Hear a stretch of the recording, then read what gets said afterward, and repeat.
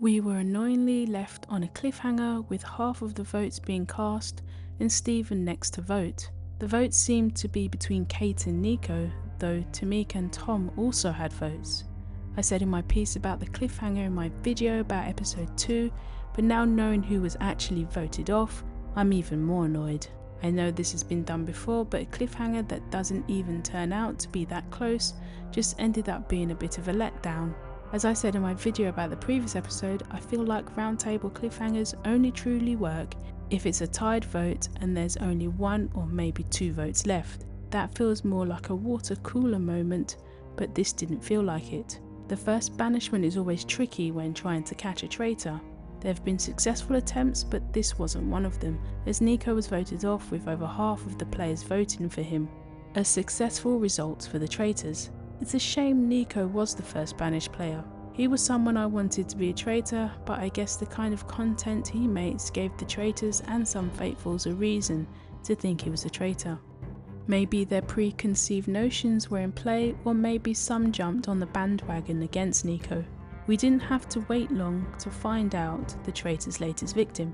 Though Tom, Claire and Joe Wilkinson were discussed as possible victims, Tom was the latest murdered faithful.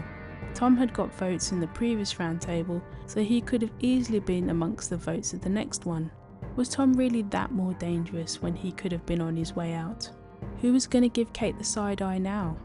Whether or not the move was enough to pin it on Kate or even Claire, I wasn't quite sure. I feel like this episode was a personal attack against me. I'm not serious because they don't know I exist, but I had Tom in the final and both him and Nico were amongst my favourites. I think I shouldn't make predictions anymore. Massive fail on my end. I still have a comedian in the final prediction left, though I'm not counting on me getting that right either. At breakfast, Ruth confronted Jonathan about the so-called alliance that was made on the first day with Kate sitting in between. I would feel awkward if I was in Kate's position.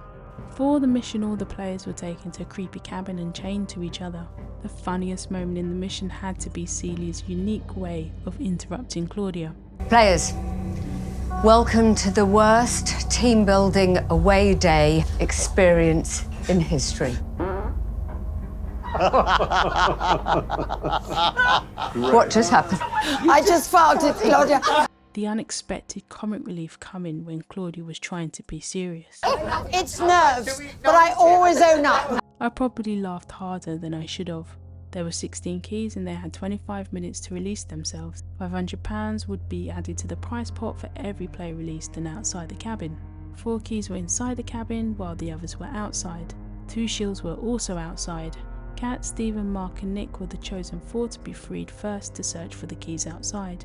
Every time someone did something outside, there were consequences for those inside. Water dripping in, the fuse boxes sparking, smelly feathers being blown in, and Ruth having her ears blown by Kate's screams. Up to £8,000 could have been added and they got everyone out in time, which meant they've now raised £27,500. Claire and Mark found the shields and found themselves very dirty. It was a very successful mission all round.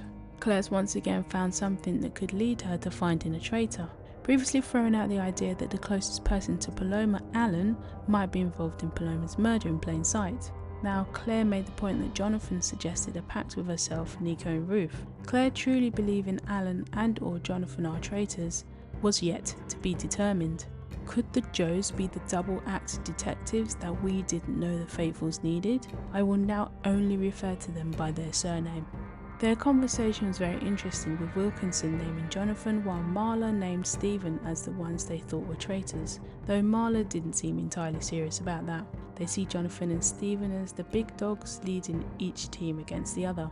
With Wilkinson, along with Ruth and Claire thinking Jonathan is a traitor, there was a real potential for him to be voted out. Celia had been snooping around, though not very discreetly, looking at who talks to who and who doesn't talk to who.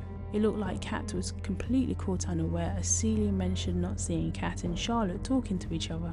Claire brought her Alan theory to the table and I thought it was going to be a case of her bringing it up but not going any further with it. I couldn't tell if she was completely serious about it or just throwing something out and hoping something sticks. This little battle between Mark and Tamika looked to be very useful for the traitors and was helping to distract away from them, but some faithfuls had other plans. Marlon Wilkinson mentioned what they had discussed about Jonathan and Stephen, while Ruth also mentioned the alliance not alliance convo with Jonathan. The heat was on Tamika and Jonathan, with no one even mentioning Kate. It didn't stop Marla from voting for Kate. Why did Marla bring up the big dog theory about Jonathan and Stephen but go for Kate anyway? I know he said he couldn't think which one was on which team, but I thought he might vote for one anyway. Lucy actually had Jonathan's name but voted for David. Even though there were only 2 votes cast at that point, I thought there wouldn't be enough votes for Jonathan to be banished. There were so many votes spread across, with all 3 traitors receiving votes. At one point, Jonathan, Tamika, Stephen and Celia had 2 votes each, with 2 votes to go. This would have been the point to have a cliffhanger.